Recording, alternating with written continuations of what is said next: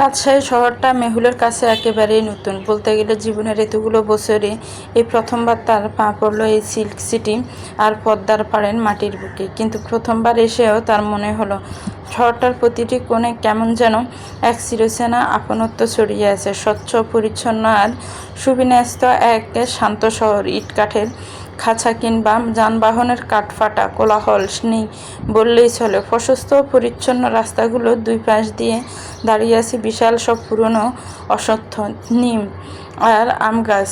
ভোরের বাতাসে পাতাগুলো খসখস শব্দে যেন এক শান্তিময় সুর ভেসে আসছে। দূর থেকে বয়ে আসা পদ্মার হাওয়া আর আমবাগানের সবুজ পাতার ঘ্রাণ সব মিলিয়ে যেন এক অপূর্ব আবহাওয়া চারপাশটাকে আচ্ছন্ন করে রেখেছে। চট্টগ্রাম থেকে বাস ছাড়ার পর প্রায় দীর্ঘ 12 থেকে 14টা ঘন্টা পরে সবে রাজশাহী এসে পৌঁছায়। সুদীর্ঘ আর ক্লান্তিকর সফর। বাসের অধিকাংশ সহযাত্রী ও সহকর্মী চিকিৎসকেরা যখন রাতের নীরবতায় গভীর ঘুমে আচ্ছন্ন ছিল, তখন মেহুল জানালার কাছ ঘেঁষে বিন্দুমাত্র চোখের পাতা এক করেনি। পুরো জার্নিতে সে এক মুহূর্তের জন্য ঘুমায়নি। চোখে ঘুম তো দূরের কথা, ক্লান্তি পর্যন্ত বিটতে পারেনি ওর ভেতরে। কারণ বাসার জানালার পাশের নিশুতি রাতের ঘোর কেটে যখন ভোরের আলো ফুটছিল মেহুলের হৃদয় জুড়ে, তখন এক অদ্ভুত আলোড়ন যেন তার শেকড়ের অভিমুখে যাত্রায়। এই পথ, এই প্রান্তর, এই মাটির সুবাসের সাথেই তো লুকিয়ে আছে তার বংশ পরিচয় আর জন্মের আদি রূপকথা। তাই মেহুল চেয়েছে প্রতিটি মাইল ধুলোবালি আর প্রতিটা দৃশ্যপট নিজ চোখে প্রাণভরে উপলব্ধি করতে। অবশেষে মেয়াদগেরা দীর্ঘ পথে পাড়ি দিয়ে বাসটি যখন পদ্মা পার হয়ে রাজশাহী শহরে প্রবেশ করলো, সকালে স্নিগ্ধ রোদে ঝলমল করে উঠল চারপাশ। গাড়ি থেকে নিচে পা রাখতেই মেহুল এক মুহূর্তের জন্য থমকে দাঁড়ালো। চোখ দুটো বন্ধ করে সে এক বুক দীর্ঘশ্বাস টেনে নিল। বুক ভরে গ্রহণ করলো রাজশাহী শহরের সতেজ বাতাস এই পবিত্র মাটির সোদা সুবাস। এক অদ্ভুত শিহরণ খেলে গেল ওর প্রতিটি ধমনীতে। বহু বছর পর যেন এক বন্যা আর আপন বিটেই ফিরে আসার প্রশান্তি খুঁজে পেল। মেহুলের চোখ খুলে বিস্মিত হাসি বিড়বিড় করে বলে উঠল, অবশেষে তোমার মাটিতে আমি পা রাখলাম। স্বাগতম আমাকে আমারই শেকড়ের শহরে। তবে মেহুল জানত না, শান্ত আর স্নিগ্ধ এই রাজশাহী শহরের পরিচ্ছন্ন হাওয়ায় ইতিমধ্যেই মিশে আছে আরও এক উন্মাদের ছায়া, যে কিনা তার প্রতিটা পদে পদে নজর রেখে চলেছে এক গভীর আবেশ আর উন্মাদনা নিয়ে। এদিকে গাড়ি থেকে নেমে পুরো মেডিকেল টিম সোজা চলে এলো তাদের জন্য বরাদ্দ করা কোয়ার্টারে। রাজশাহীর স্থানীয় সরকারি হাসপাতাল কর্তৃপক্ষ ক্যাম্পের ডাক্তারদের থাকার জন্য বেশ পরিচ্ছন্ন ও নিরিবিলি এই আবাসন ব্যবস্থার আয়োজন করেছে। নিজের নির্দিষ্ট কক্ষে ব্যাগ রেখে মেহুল প্রথমে ফোনটা হাতে নিল। এত দীর্ঘ জার্নির পর বাবা নিশ্চয়ই চিন্তায় অধীর হয়ে আছেন। স্ক্রিনে ইকবাল সাহেবের নম্বর ডায়াল করতে ওপাশ থেকে এক রিং হতে ফোন রিসিভ হয়ে গেল। যেন এতক্ষণ ইকবাল সাহেব মেহুলের কলের অপেক্ষায় পথ চেয়ে বসেছিলেন। বাবা, আমি একদম ঠিকঠাক পৌঁছে গেছি, মেহুল শান্ত কণ্ঠে বাবাকে আশ্বস্ত করল। ওপাশ থেকে ইকবাল সাহেবের চিন্তিত স্বর মুহূর্তে স্বস্তিতে বদলে গেল। ভালোই পৌঁছেছিস শুনে বাঁচলাম মা, নিজের খেয়াল রাখিস আর একটু বিশ্রাম নিয়ে নিস। টুকিটাকি বিষয় নিয়ে বাবার সাথে কিছুক্ষণ কথা বলে ফোন রাখতে মেহুল ওয়াশরুমে গিয়ে দ্রুত ফ্রেশ হয়ে নিল। ভ্রমণ ক্লান্তি কাটাতে সামান্য পুষ্টিকর খাবার খেয়ে ছায়াই ঘেরা রুমটায় ঘণ্টাখানেকের জন্য একটু হালকা জিরিয়ে নিল সে। কারণ অলস বসে থাকার মতো সময় একদমই নেই, সামনে কঠিন ও গুরুত্বপূর্ণ দায়িত্ব। তাই তো বিকেল গড়াতেই মেহুল প্রস্তুত হয়ে বের হয়ে পড়ল আগামীকালের বড় ফ্রি মেডিকেল ক্যাম্পেইনে তোড়জোড় উপস্থিতি তদারকি করতে। তাদের আবাসন কোয়ার্টার থেকে ঠিক 20 মিনিটের দূরত্বে অবস্থিত এক সুবিশাল হাই স্কুল মাঠ। মেহুল মাঠে পৌঁছাতে তার চোখ জুড়িয়ে গেল। একদম সুশৃঙ্খল ও বিশাল পরিসরে বিশাল সব শামিয়ানা ও তাঁবু খাটিয়ে তৈরি করা হয়েছে পৃথক পৃথক বুথ।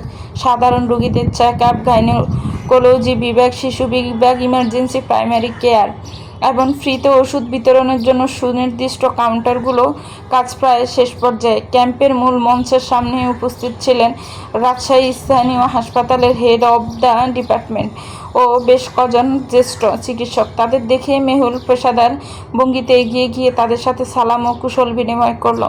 তোমাদের ডেডিকেশন দেখে সত্যি খুব ভালো লাগছে ডক্টর মেহুল। এত দূরে জার্নি করে এসেও তোমরা যেভাবে মাঠে নেমে পড়েছো তা প্রশংসার দাবি রাখে। স্থানীয় প্রধান চিকিৎসক প্রসন্ন হেসে মেহুলদের কাজের ভূয়সী প্রশংসা করলেন। মেহুলও নম্রভাবে হেসে সবাইকে নিয়ে কাজের তদারকিতে ব্যস্ত হয়ে পড়ল। বুথগুলোতে পর্যাপ্ত saline, bandage, basic emergency medicine আর যন্ত্রপাতির স্টোর ঠিকঠাক পৌঁছালো কিনা একে একে সব ফাইল চেক করে নার্স, ভলেন্টিয়ার ও অন্যান্য সদস্যদের নিখুঁত নির্দেশনা দিতে শুরু করলো সে। পুরো মাঠ জুড়ে তখন আগামীকালের বিশাল ক্যাম্প সফল করার এক চরম তোড়জোড় ও ব্যস্ততা সুর বাজছে। এদিকে চট্টগ্রাম থেকে দীর্ঘ পথ পাড়ি দিয়ে রাজশাহীতে পৌঁছাতেই বেলা গড়িয়ে দুপুর পার হয়ে গিয়েছিল। তার উপর বসে বিশ্রাম না নিয়ে সোজা মাঠে নেমে তদারকি করার দরুন পুরো টিমের ডাক্তার আর ভলেন্টিয়ারদের চেহারায় ক্লান্তি ছাপ স্পষ্ট হয়ে উঠেছে।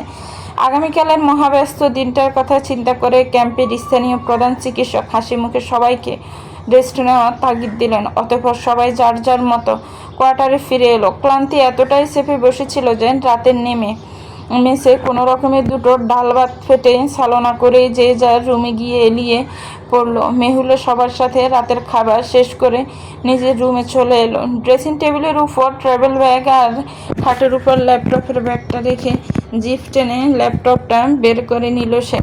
আজকের ক্যাম্পের ফাইল, পেশেন্ট লিস্ট আর মেডিসিন ইনভেন্টরির টুকিটাকি হিসাবগুলো চটপট ফাইলে আপডেট করে নিল। মেহুল যখন কাজে মগ্ন তখন কাজ করার ফাঁকে তার ফোনে টুংটাং নোটিফিকেশনে স্ক্রিন জ্বলে উঠেছিল। সে তাকাতে স্ক্রিনে ভেসে উঠল মিনারের একের পর এক মেসেজ। পৌঁছেছিস? খাবারের মান কেমন ওখানে? রুমে কি এসি আছে? মশারি টাঙ্গিয়েছিস নাকি মশা কামড় খাচ্ছিস? ঘুমিয়ে পড়, সকালে ফোন দিয়ে উঠিয়ে দেব তোকে। যেন প্রতি সেকেন্ডের আপডেট চাচ্ছে মিনার। মেসেজগুলো পড়ে মেহুলের ঠোঁটের কোণে এক সিলতে মিষ্টি হাসি ফুটে উঠল। ভাই হিসেবে বরাবরই মিনারের এমন বাচ্চাদের মতো কেয়ারিং ট্রিটমেন্ট দেওয়াটা মেহুলের বড্ড ভীষণ ভালো লাগে। মাইনর হলেও মিনার যেন মেহুলের এক শক্ত ছাতা। অতঃপর মেহুল মিনারের সব মেসেজের রিপ্লাই করলো। এরপরে সব কাজ শেষ করে মেহুল ল্যাপটপ বন্ধ করলো। গড়িতে তখন 12টা সুই। সে খাটে শুয়ে পড়ে ক্লান্তি কাটাতে মোবাইলটা হাতে নিয়ে ফেসবুক স্ক্রল করতে শুরু করলো। হঠাৎই নিউজ ফিডে ভেসে এলো অর্ণবের একটি নতুন অ্যালবাম পোস্ট। ক্যাপশনে লেখা পারিবারিক মুহূর্তসমূহ। মেহুল আঙ্গুল দিয়ে ছবিগুলো হোয়াটসঅ্যাপ করতে লাগলো। গতকাল প্রতিমা সিনহাদের বাড়ির স্বাদের অনুষ্ঠানে ভাত ভাঙা আনন্দের ঝলক স্পষ্ট ছবিগুলোতে। অর্ণব তার অন্তঃসত্ত্বা স্নেহা, প্রতিমা সিনহা এবং মিনারা বেগমের একসাথে তোলা একখানা অপূর্ব ছবি সামনে এলো। ছবিটিতে মিনারা মনিকে ভারী মিষ্টি আর উজ্জ্বল দেখাচ্ছে। স্ক্রল করতে করতে একটা ছবির কোনায় মেহুলের নিজের আবছা ছবিও চোখে পড়ল, যেখানে সে হাসি মুখে প্রতিমা সিনহার পাশে দাঁড়িয়েছিল। কিন্তু পরের ছবিতে মেহুলের চঞ্চল আঙ্গুল দুটো একদম থমকে গেল। স্ক্রিনে ফুটে উঠেছে একটা দলবদ্ধ ছবি, যেখানে আনিকা, সুমনা বেগম এবং গতকালের সেই কটূক্তি করা মহিলাগুলো একে অপরকে জড়িয়ে ধরে হাসছে। ছবিটা দেখা মাত্রই গতকালকের সেই বিষাক্ত মুহূর্তগুলো কালবৈশাখী ঝড়ের মতো মেহুলের মস্তিষ্কে আছড়ে পড়ল। যে মেয়ে নিজেই বৃন্দা, এমন অলক্ষণে মেয়ে ছোঁয়া লাগলে তো পেটের বাচ্চার বিরাট ক্ষতি হয়ে যাবে। অপমানের সেই দাহ, তীব্র সেই কটূক্তির হুল যেন নিমিষে মেহুলের হৃৎপিণ্ডটাকে চেপে ধরল। ফেসবুকের স্ক্রিনের দিকে তাকিয়ে মেহুল সেখানেই জমি স্তব্ধ হয়ে রইল, চোখে থমকে যাওয়া এক আকাশ বিষাদ নিয়ে। কিন্তু পর মুহূর্তে মেহুল নিজেকে সামলে নিল। বুকের ভেতর থেকে উতলে পড়া অপমানের সেই তীব্র দাহ আর বিষাদকে শক্ত হাতে দমন করলো সে। অতীতের কালো ছায়া বা পরশ্রী কাতর মানুষের কটূক্তি নিয়ে ভেবে নিজেকে ভেঙে ফেলার মেয়ে সে আর নেই। সে কারো কথায় দুর্বল হবে না, এগিয়ে যাবে, একার জীবনে সফল হয়ে দেখাবে। সবাইকে চোখে আঙ্গুল দিয়ে বুঝিয়ে দিবে অপূর্ণ থেকেও পূর্ণতা পাওয়া যায়। অতঃপর মোবাইল স্ক্রিনটা এক ঝটকে অফ করে দিয়ে পাশে রাখলো মেহুল। তারপর করে লাইটটা নিভিয়ে একপাশে কাত হয়ে শুয়ে পড়ল। কালকের সূর্য ওঠার সাথে সাথে এক নতুন যুদ্ধ শুরু হতে যাচ্ছে। অগণিত অসহায় মানুষকে চিকিৎসা দেওয়ার মহৎ দায়িত্ব অপেক্ষা করছে তার জন্য। সেই ব্যস্ত ও চ্যালেঞ্জিং দিনটার জন্য নিজের শরীর আর মনকে সম্পূর্ণ প্রস্তুত রাখাটাই এখন তার একমাত্র লক্ষ্য। চোখ দুটো বুঝতেই ধীরে ধীরে রাজশাহী শহরের সে শান্ত হাওয়ায় মেহুলের চোখের পাতায় নেমে এলো এক গভীর নিস্তব্ধ ঘুম। রাজশাহী শহরের শান্ত ও স্নিগ্ধ পরিবেশের বুক চিরে ফাঁসির আমবাগান ঘেঁষে দাঁড়িয়ে আছে এক প্রকাণ্ড রাজকীয় অট্টালিকা, নেওয়াজ মঞ্জিল। বাইরে থেকে এক পলক তাকালে মনে হবে এটি কেবল কোনো আধুনিক আবাসন নয়, বরং ইতিহাসের পাতায় ঘুমিয়ে থাকা কোনো এক পরাক্রমশালী রাজার বিশাল প্রাসাদ। চড়া সুরকির উঁচু সীমানা প্রাচীর, তার উপরে আন্টিক ডিজাইনের পেতলের লণ্ঠন আর মূল ফটকে খোদাই করা বিশাল দুটো রাজকীয় সিংহের ভাস্কর্য শুরুতেই যে কোনো পথচারীকে থমকে দিতে বাধ্য করে। আসলে এটি এককালের ঐতিহ্যবাহী শাহ নেওয়াজ রাজবাড়ি। তামহলের আমলে ব্রিটিশ শাসনের সমসাময়িক সময়ে এই পরিবারের সদস্যরা ছিলেন রাজশাহীর প্রভাবশালী জমিদার।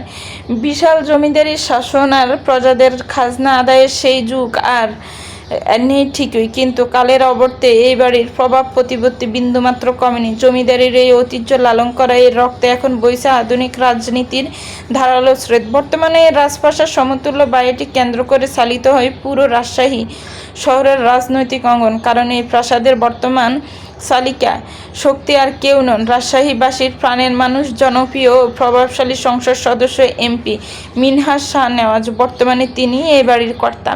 প্রতিদিন ভোরের আলো ফুটতে না ফুটতেই এ প্রাসাদের বিশাল সামনের চত্বরে শত শত সাধারণ মানুষ, স্থানীয় নেতাকর্মী আর বিচারপ্রার্থীদের ভিড় জমে যায়। বিশাল দরবার হলের মতো ড্রয়িং রুমে ঝুলে থাকা খাঁটি স্ফুটির দিকে তৈরি প্রকাণ্ড জড়বাতির নিচে বসে এমপি মিনহাজ শাহ নেওয়াজ শুনেন জনগণের দুঃখ কষ্টের কথা, দেন তাৎক্ষণিক সমাধান। সেই সাথে সারি সারি আধুনিক কালো ইউবি ও কড়া পুলিশি পাহারায় উপস্থিত। এদিকে যেমন এমপি মিনহাজ শাহ নেওয়াজের রাজনৈতিক ক্ষমতার বিশালত্ব তুলে ধরে, অন্যদিকে রক্তে মিশে থাকা জমিদারির সেই আভিজাত্য আর প্রভাবের হুঙ্কার রাজপ্রাসাদের প্রতিটি ইটে ইটে আজও সমানভাবে ধ্বনিত হয়। আর এই অসীম ক্ষমতা ও আভিজাত্যের অন্দরমহলেই শিকড় গেড়ে বসে আছে আরেক উন্মাদের রাজত্ব, সালমান শাহ নেওয়াজ, যে এখন নিজের সাম্রাজ্যের সাথে সাথে এবার নিজের অপসরীকে বন্দি করার চূড়ান্ত চক করছে। রাত তখন 12টা পেরিয়েছে। ঠিক সেই সময় নেওয়াজ মঞ্জিলের বিশাল লোহার গেটের সামনে এসে এক পস্ত তীব্র ব্রেক চেপে থামলো গাঢ় কালো মার্সিডিজ ব্রেঞ্চটা। গাড়ির সেনা নম্বর প্লেট আর গর্জন দেখেই গেটে থাকা সশস্ত্র দারোয়ান দ্রুততম সময়ে রাজকীয় গেটটি খুলে দিল। সাথে সাথে মার্সিডিজটি এক প্রকার ঝড়ের বেগে ধুলো উড়িয়ে শ্বেত পাথরের প্রকাণ্ড উঠোনে পেরিয়ে একদম প্রধান তরুণের সামনে এসে থামলো। গাড়ির লক খুলতেই চালকের সিট থেকে রবি তড়িঘড়ি করে নেমে এসে পেছনের দরজাটা খুলে দিল। ঠিক পরক্ষণেই মার্সিডিজ গহ্বর থেকে বেরিয়ে এলো সুঠাম দেহ স্টোভের সেই পুরুষ, সালমান শাহ নেওয়াজ। পরনে তার গাঢ় রঙের নিখুঁত ফিটিং স্যুট, প্রখর ছাউনি আর রাজকীয় দাপুটে চালচলন। হাতে থাকা দামি রোদ চশমাটা স্যুটের পকেটে গুছতে গুছতে সে এক পলক ভারী উঁচু গম্বুজের দিকে প্রখর দৃষ্টি হানল, অতঃপর দাপুটে কদমে ঢুকে পড়ল ভেতরে। ঠিক তখনই দোতলার খোলা উন্মুক্ত বিশাল ব্যালকনি আলিশান স্পেসটায় বসেছিলেন এমপি মিনহাজ শাহ নেওয়াজ। জায়গাটা বিশেষভাবে তৈরি, এখানে মাঝে মাঝে তিনি নিজ রাজনৈতিক দলের প্রধান কর্মকর্তা ও হেভিওয়েট নেতাদের নিয়ে জরুরি মিটিং সারেন। নিজের গাড়ির শব্দ আর ছেলের সেনা পদচারণ দেখে তিনি এক মুহূর্তের জন্য চোখ তুলে সালমানকে দেখলেন, তবে মুখে কোনো ভাবাবেগ না ফুটিয়ে শান্ত মুখে আবার নিজের গুরুত্বপূর্ণ ফাইলে মনোযোগ দিলেন। এদিকে সালমান ড্রয়িং রুমে পেরিয়ে অন্দরমহলের সুবিশাল ডাইনিং হলের দিকে পা বাড়ালো। সেখানে তখন সালমানের মা, এই বাড়ির কর্ত্রী বিপাশা শিকদার বাড়ির সার্ভেন্টদের আগামীকালের সকালের নাস্তার টেবিলে কী কী পদের আয়োজন রাখা হবে তা নিয়ে কড়া নির্দেশ দিচ্ছিলেন। সার্ভেন্টরা দূর থেকেই ছোট সাহেব সালমানকে আসতে দেখে সতর্ক হতে যাচ্ছিল, কিন্তু তারা কিছু বুঝে ওঠার আগে সালমান ঠোঁটে আঙ্গুল দিয়ে অত্যন্ত ছটফটে ভঙ্গিতে তাদের একদম চুপ থাকার ইশারা করল। অতঃপর বিড়ালের মতো নিঃশব্দ পায়ে পেছন থেকে ধীরগতিতে এগিয়ে গিয়ে পরম আদরে নিজের মায়ের গলার চারপাশ দুহাতে জড়িয়ে ধরল। এমন হঠাৎ কাণ্ডে বিপাশা শিকদার বিন্দুমাত্র বিচলিত বা চমকে উঠলেন না, কারণ তিনি খুব ভালো করেই জানেন পুরো রাজশাহী যার ভয়ে কাঁপে, এই বাড়িতে একমাত্র তার সুঠাম ছেলেই পারে মায়ের সাথে এমন পাগলামি করতে। অতঃপর বিপাশা শিকদার ঠোঁটের কোনো মৃদু ও প্রশান্তির হাসি ঝুলিয়ে রাখলেন, তবে কণ্ঠে কৃত্রিম রাগ ঝলকে দিয়ে বলে উঠলেন, এতক্ষণে সময় হলো মায়ের সাথে দেখা করার? মাঝে মাঝে তো মনে হয় তুই বোধহয় আমাকে একদম ভুলেই গেছিস শিশির। সালমান মায়ের মান অভিমানের রূপটা বুঝতে পারল, তাই সে মায়ের কাঁধ থেকে হাত সরিয়ে নিয়ে বিপাশা শিকদারকে নিজের দিকে ঘুরিয়ে দাঁড় করালো। তারপর মায়ের বিষাদময় গালে পরম ভালোবাসায় হাত রেখে বেশ মোহাচ্ছন্ন কণ্ঠে বলে উঠল, তোমাকে ভুলে যাওয়া কি আদৌ কোনো সাধারণ মানুষের পক্ষে সম্ভব? My young lady, you are the only queen of this kingdom and the hold of my heart. সালমানের এক একটি আর চোখে মুখে উপচে পড়া ভালোবাসার স্নিগ্ধতায় বিপাশা শিকদার ভেতরের সমস্ত রাগ যেন এক লহমায় উবে গেল। তবু তিনি কপালে হালকা বাজ ফেলে শুধালেন, তাহলে এতদিন কোথায় ছিলি শুনি? সালমান অত্যন্ত চটপটে মুখে কাজের দোহাই দিয়ে বলল, বিরাট ব্যস্ততা ছিল মা, কাজের চাপে একদম দম ফেলার ফুসরত ছিল না। বিপাশা শিকদার এবার চোখ ছোট ছোট করে সন্ধিয়ান চোখে তাকিয়ে বললেন, আমার জানা মতে তুই তো আরও 3 দিন আগেই দেশে পা রেখেছিস। আগে তো কখনো এমন হয়নি যে বাংলাদেশে এসে রাজশাহী না ঢুকে অন্য কোথাও তুই টানা 3 দিন কাটিয়ে দিবি। এবার কি এমন রাজকার্য ছিল? হ্যাঁ। সালমান হালকা এক সিলতে শয়তানি হাসি ঠোঁটে ঝুলিয়ে চোখ মেরে বলে উঠল, তোমার জন্য বউ খুঁজতে গিয়েছিলাম। বিপাশা শিকদার ভাবলেন ছেলে নির্ঘাত আবার তার সাথে ঠাট্টা করছে। তিনি দুষ্টুমি ভেবে সালমানের সুঠাম বাহুতে আলতো করে একটা চাপড় মেরে হেসে বললেন, ছেলে মানুষগুলি আর গেল না তোর, তাই না? মায়ের সাথে কথা বলার আদব কায়দা কি সব ভুলে গেছিস? সালমান উর্মি মায়ের গলাটা আরও মিষ্টি করে জড়িয়ে ধরে আদুরে গলায় বলল, তুমি তো শুধু আমার জন্মদাত্রী নও ইয়াং লেডি, তুমি আমার লাইফের বেস্ট ফ্রেন্ডও। দুষ্টুমি তোমার সাথে করবো না তো কার সাথে করব বলো? কথাটা বলে সালমান পেটে হাত দিয়ে বাচ্চার মতো হাঁকে ছাড়লো। এবার থামো তো মা, চরম খিদে পেয়েছে, জলদি খাবারের বন্দোবস্ত করো। ছেলেকে এতদিন পর কাছে পেয়ে বিপাশা শিকদার আর কথা বাড়ালেন না। ঝটজলদি নিজ হাতে রান্নাঘরে গিয়ে গরম গরম খাবার থালায় সাজিয়ে পরিবেশন করতে লেগে পড়লেন। মিনিট 10-এর মধ্যেই বিশাল শ্বেত পাথরের ডাইনিং টেবিলে ধোয়া ওঠা সুস্বাদু খাবার পরিবেশন করা হয়ে গেল। সালমান ততক্ষণে রুমে গিয়ে হাত মুখ ধুয়ে ফ্রেশ হয়ে টেবিলে এসে বসে পড়েছে। তার এক পাশে আছে রবি আর ঠিক পাশে হাত মুখ ধুয়ে টেবিলে আয়েশ করে বসে পড়েছে সালমানের পার্সোনাল অ্যাসিস্ট্যান্ট ধ্রুব। সালমান প্লেটে খাবার নিয়ে প্রথম লোকমাটা মুখে তুলব, ঠিক তখনই উপরের ব্যালকনি থেকে এমপি মিনহাজ শাহনেওয়াজ এবং তার দলবলের কয়েকজন রাজনৈতিক হেভিওয়েট কর্মকর্তা হিসেবে নিচে নেমে এলেন। পার্টির লোকেরা দরজার দিকে যাওয়ার পথে সালমানকে টেবিলে খেতে দেখে থমকে দাঁড়ালো। অত্যন্ত সম্মান ও কুশলতার সাথে জিজ্ঞেস করলেন, আরে সালমান, কেমন আছো বাবাজান? কতদিন পর দেখলাম। সালমানের মুখ খাবার রেখে বেশ স্বাভাবিক ও সংক্ষিপ্ত ভঙ্গিতে তাদের সালাম ও সম্ভাষণের জবাব দিল। এদিকে এমপি মিনহাজ শাহনেওয়াজ গম্ভীর মুখে একপাশে দাঁড়িয়ে এক দৃষ্টিতে তার এই বেপরোয়া ছেলের দিকে তাকিয়ে রইলেন। ততক্ষণে পার্টির বাকি কর্মকর্তারা সবাইকে বিদায় জানিয়ে বাড়ি থেকে বেরিয়ে গেছেন। বাবাকে অতক্ষণ ধরে সিঁড়ির গোড়ায় স্থির হয়ে তার দিকে তাকিয়ে থাকতে দেখে সালমান খাবারের প্লেট থেকে মুখ না তুলে বেশ উচ্চস্বরে রসিকতার ভঙ্গিতে বলে উঠল, এভাবে হা করে তাকিয়ে আছেন কেন? হে মহামান্য এমপি সাহেব, আমি জানি আমি বড্ড বেশি সুদর্শন। আমার মতো হ্যান্ডসাম পুরুষ তোমার পুরো বংশ খুঁজে একটাও পাওয়া যাবে না। তাই বলে কি বখাটেদের মতো এভাবে আমার দিকে নজর ফেলবে? নজর লেগে গেলে আমাকে আবার বিয়ে করবে কে বলো তো? সালমানের এমন চরম বেপরোয়া আর অভাবনীয় কথাবার্তা শুনে রান্নাঘরে দাঁড়িয়ে থাকা কাজের মেয়েরা মুখে ওড়না চেপে ফিক করে হেসে উঠল। অপরদিকে পাশে দাঁড়িয়ে থাকা সর্বদা গম্ভীর ও থমথমে চেহারায় রবিও মুখ ফিরিয়ে মুচকি হাসলো। আর এই সালমানের অ্যাসিস্ট্যান্ট দুবো, সে তখন মুখে পকাট্ট একটা খাসির মাংসের টুকরো নিয়ে চিবুচ্ছিল। সালমানের এমন ডায়লগ শুনে সে হাসতে না পারছে মুখের খাবার গিলতে। চরম বিষম খাওয়ার উপক্রম হয়ে তার চোখ দুটো তখন একদম কপালে উঠে গেল।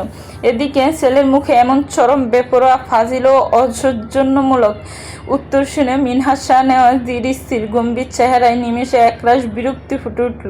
তিনি যে শহরের অন্যতম প্রভাবশালী সংসদ সদস্য, পুরো জেলা যার ইশারায় উঠবস করে, সেই নিজের বাড়িতে নিজ ছেলের কাছে তার কোনো কদর নেই। তিনি গম্ভীর মুখে দুটো পা সামনে বাড়িয়ে ধীর পায়ে ডাইনিং টেবিলের দিকে এগিয়ে এলেন। তার চোখে মুখে শাসনের কঠোরতা আর ব্যক্তিত্বের দাপটটি স্পষ্ট। ডাইনিং চেয়ারে পেছনের অংশে দু হাত দিয়ে বর দিয়ে মিনহাজ শাহ নেওয়াজ কড়া গলায় বলে উঠলেন, নিজের পাজলামো আর ঔদ্ধত্যগুলো কি সারা জীবনে এই নেওয়াজ মঞ্জিলেই দেখিয়ে যাবে সালমান? রাজনীতি আর পাবলিকের সামনে যেভাবে গম্ভীর ও কাজের মানুষের মুখোশ পরে থাকো, সেই বুদ্ধিমত্তা সারানাও কি তোমার বাবার সাথে কথা বলার সময় বজায় রাখা যায় না? সালমান প্লেটে থাকা চিকেন লেগ পিসে একটা কামড় বসিয়ে পরম তৃপ্তিতে চিবিতে চোখ তুলে তাকালো। বাবার কড়া শাসনকে বিন্দুমাত্র পাত্তা না দিয়ে একগাল তাচ্ছিল্যের হাসি হেসে বলল, রাজনীতি হলো ধোঁকাবাজির ব্যবসা মহামান্য এমপি সাহেব, সেখানে তো মুখোশ পড়তেই হবে। কিন্তু এই প্রাসাদে ঢুকে যদি বাপের সামনেও অ্যাক্টিং করতে হয়, তবে তো নাটকের থিয়েটারে গিয়ে নাম লেখানোই ভালো ছিল, তাই না? মুখ সামলে কথা বলো শিশির। মিনহাজ শাহ নেওয়াজ হালকা গর্জে উঠলেন। ঠিক তখনই বিপাশা শিকদার রান্নাঘর থেকে হাতে পায়েসের বাটি নিয়ে তড়িগড়ি করে বেরিয়ে এলেন। স্বামী আর ছেলের এই চিরচেনা লড়াই দেখে তিনি একটা দীর্ঘশ্বাস ফেলে বাটিটা টেবিলে রাখলেন। অতঃপর বিপাশা শিকদার স্বামীকে উদ্দেশ্য করে নরম গলায় বললেন, আহ, ছেলেটা এতদিন পর বাড়ি ফিরেছে, এসেই একটু শান্তিমতো দুটো ভাত মুখে তুলেছে, আর তুমি শুরু হয়ে গেলে। একটু শান্ত হয়ে ওকেও খেতে দাও তো। মিনহাজ শাহ নেওয়াজ স্ত্রীর দিকে তাকিয়ে এক সিলতে আক্ষেপের হাসি হাসলেন। তুমিই ওর মাথার উপর এই প্রশ্রয়ে ছাতা দৌড়ে ওকে এত বেপরোয়া বানিয়েছ বিপাশা। ও কিন্তু আর ছোট বাচ্চা নেই, এখন অন্তত ওর নিজের দায়িত্বগুলো বোঝা উচিত। অতঃপর তিনি আবার সালমানের দিকে চোখ ফেরালেন। এবার তার কণ্ঠে রাজকীয় আদেশ আর গম্ভীর বাদ।